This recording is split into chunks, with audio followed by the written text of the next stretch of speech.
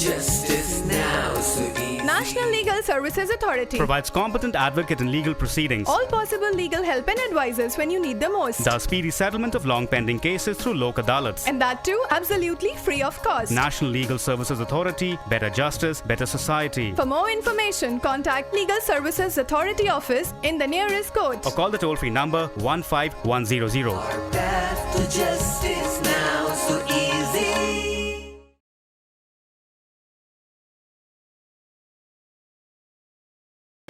Once again, we welcome you all to our program, Legal Hints. The topic we are going to talk about today is issues relating to missing children and procedures taken in such cases.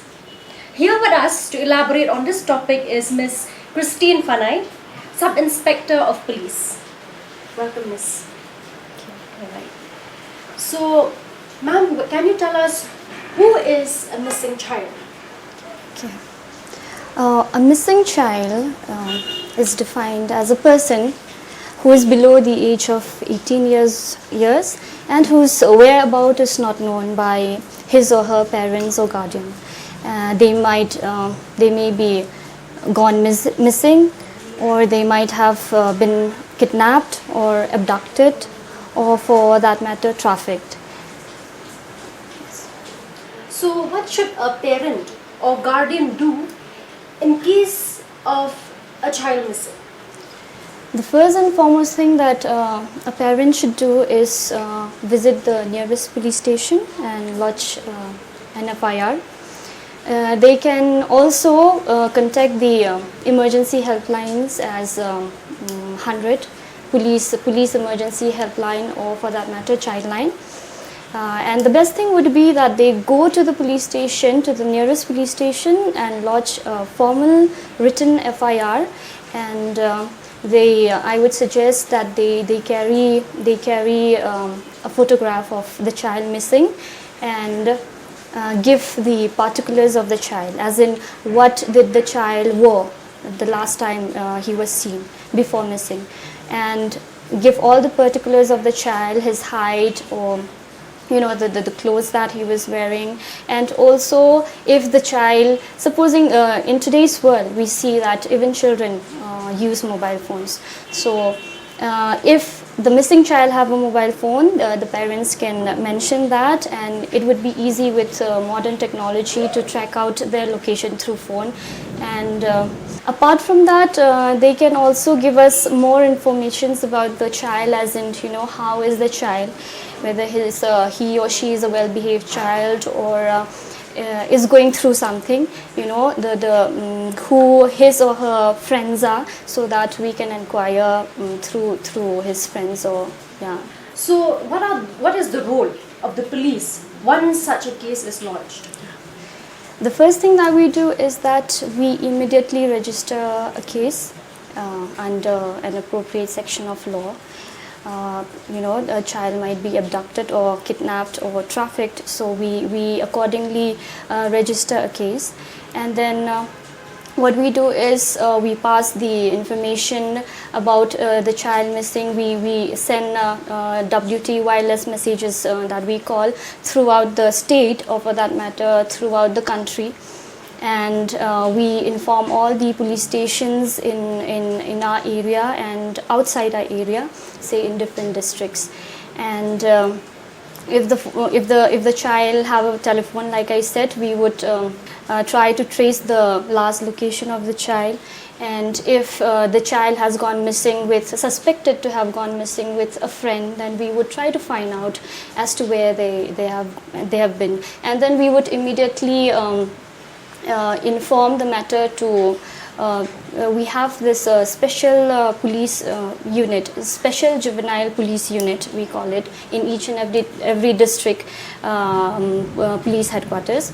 And we send the information, and then we do have these missing portals which are linked throughout the countries, and then we fill up a form of a missing report of the child, where we give all the details of the child as described by the person concerned who have filed the FIR.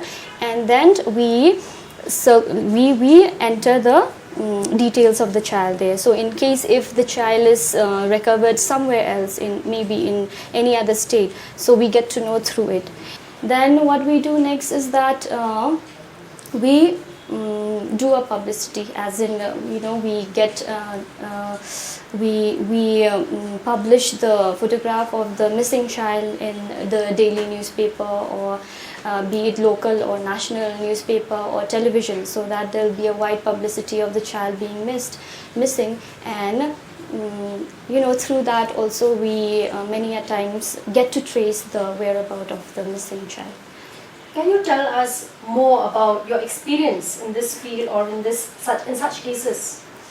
We have had some cases where children go missing, and I have had an experience of one such case where a girl child was abducted by some truck drivers, and she was taken away from Shillong to somewhere in the outskirts of Shela, and the parents, they came to the police station and registered a case. And what we immediately did was, like I mentioned earlier, we sent information to all the police stations in our area and outside other districts as well, and we informed them about a truck being involved, or so to say a vehicle being involved whereby a child has been kidnapped. So that is how they would, our team who are outside, posted in different areas, jurisdictions, what they do is that they put on a naka, and then they do checking of each and every passing vehicles, and that's how we got to solve one of such cases. And then the child was actually she was the culprits, they tried to actually sexually assault her, but they did not get the chance. And yes, she was smart enough, she asked for help, and then she was rescued. And what we do is, when a child is rescued, what we do is we send the child for medical examination first and foremost.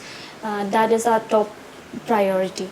We send her or him for a medical examination so as to rule out if there has been any cruelty or any sexual offenses being committed against her or him.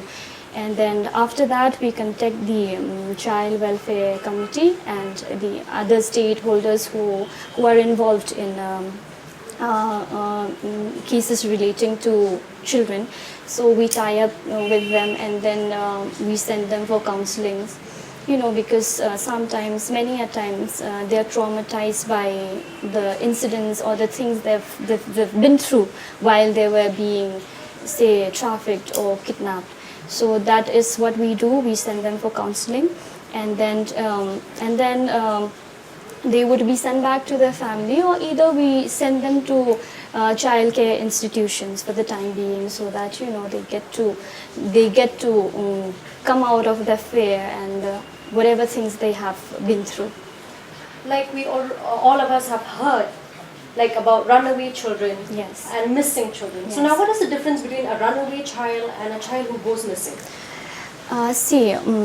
Each and every family differs, right? It differs from family to family.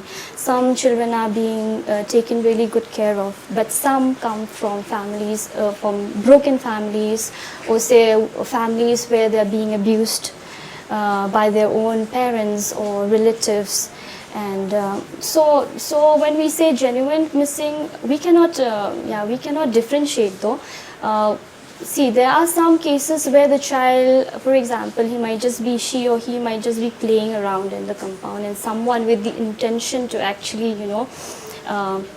kidnap and traffic the child kidnaps the child. So that is missing, as in that is being forcefully taken away, right? For being sold for many reasons, right? Like begging or sex work. and so on. But then when we talk about children running away from home, the main reason, like I mentioned, is because they have been traumatized at home itself, and they feel that outside world must be better than the place where they are right now. But then since they are children, they are still vulnerable, right? They are still very vulnerable. They do not know how cruel the outside world is, so they just run out of home without not even thinking what the outside world have to offer them. So that's how, when some people, there are people with evil mind, right? So the culprits would just target those children, and they will use them, yeah, like I said, they will sell them, or they would try to misuse them. So that is what it's all about. So what is the police, or the role of the police, when it comes to these two cases? A missing child and a runaway child. See, we treat them in the same way. Like we treat children in a general way, because, like I said, they're still kids. They're still below the age of 18, and we have to be very careful about these kind of cases. And the procedures are almost same as I have spoken about earlier. So, when it comes to missing children, who are more viable to go missing, males or females? Children in general are vulnerable, so even males or females can go missing anytime, because they can be misused. They can be misused either ways. But as far as what I've seen, it's mostly females who have been missing more compared to the male gender. So if you talk about in East Khasi Hills district, how much is the rate of children that go missing? When we speak about the current year, 2020, there have been 10 missing cases of children so far.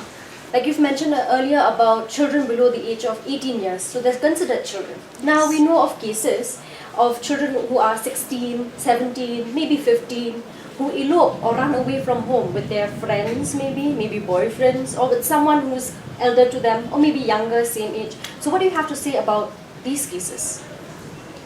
All right. When we talk about children below the age of 18 years eloping, like I mentioned earlier, the procedure is the same. We register an FIR.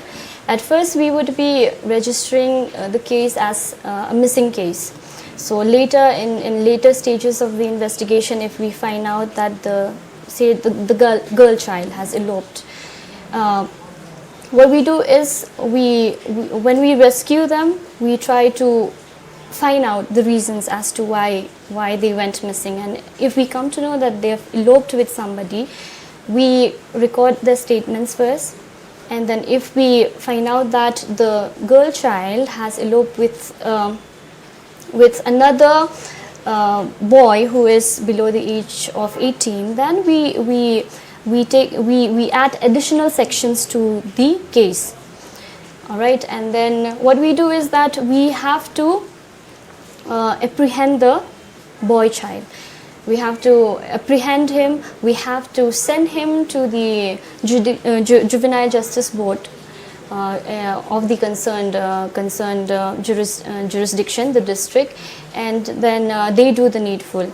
And regarding the girl child, what we do is that we send her again for counseling. We tie up with the CWC, and then if it's fit, then if she's having her proper family, then we send her back to her parents. We hand her over to her parents, and if we find out that the child is living in a family where she's being abused, then what we do is she is sent to a shelter home through CWC, and they look after the matter. So if this child is found to have eloped with someone more than her age, let's just say cross 20s, Yes. 20 years. So what do we do then, or what do you all do then? See, when an adult elope with a child, a girl child who is below the age of 18, we know that it amounts to sexual assault.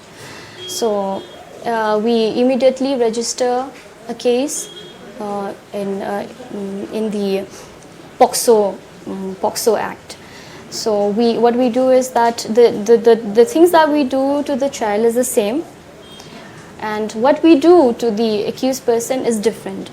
As in, we arrest him and then we send him to the court, and then we try to find out evidences, and the investigation goes on. And then if we find out that the child has been say sexually assaulted, we charge sheet the case against the person she eloped with, if he is an adult. So as a person and working in this field, what do you have to say to our parents, guardians with regards to this issue? What I have seen through my experience is that, you see, the world is not as good as it used to be, right? There are many people outside who are waiting to cause harm to the young children, right? So what I would suggest is that the parents should be more careful. Yes, it's true that we cannot predict the future. We do not know what will happen when. But being careful regarding the children, and always having, always monitoring their movement. When I say, it's not taking away their freedom, but parents should be smart enough to know what their child is doing, where she or he is going, who are her friends. We should teach our children to be not to at all trust strangers, and even when it comes to friendship, parents need to teach the children that we have to be more careful. If the children knows that the world outside is bad or cruel, so they would be more careful, I feel. In today's world of technology, we see that children are very much engaged in social media activities, be it on Facebook or Instagram or any other apps that are available there. So parents need to be really careful. They need to monitor as to who their kids are actually talking to. We see, it is kind of difficult to intrude into the personal space of their child, but we can at least smartly try to find out as to what the children are actually doing, because the perpetrators are out there waiting for the child to be waiting for the chance to actually victimize the child, because we have seen instances where a child would start becoming friends with someone unknown. They would actually fake to be someone they are not, right? And then they can actually try to fool the children, and then they might become friends, and they would call them somewhere, and that's how they would just be kidnapped and abducted or trafficked. Thank you. So like we have heard, in today's day and age, children are very much vulnerable. They can be attacked physically as well as through social media. So the parents are the guardians, and they should be protectors of their children. So they have to be very vigilant as to see and check what their children are doing, even though not to invade their privacy, but to be protectors. Thank you so much. Until we meet again.